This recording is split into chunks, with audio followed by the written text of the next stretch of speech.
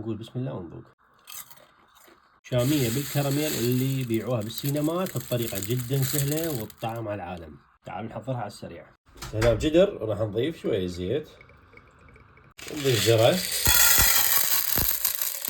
رشة ملح خفيفة، ونشغل على نار عالية ونظل نقلب بها إلى أن تبي تطق عندنا أول وحدة.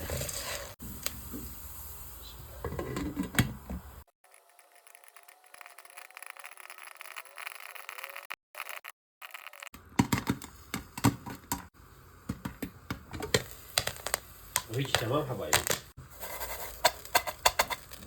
هسه راح اوخرها على صفحة. هسه هنا الطاوة وضفت بيها 5 ملاعق كبيرة سكر على نار ناصية، وانتظر السكر إلى أن يموع عندنا ويتكرمل.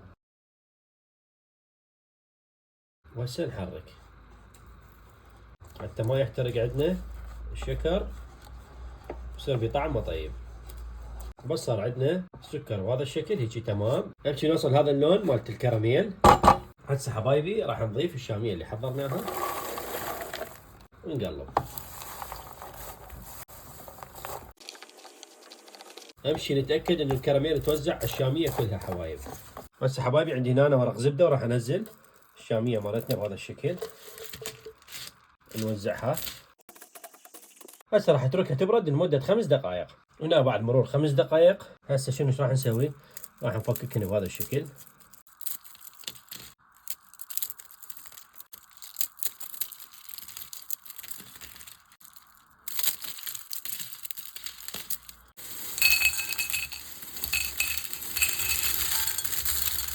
وهاي الشاميه اللي حضروها بالسينما صارت عندنا جاهزه.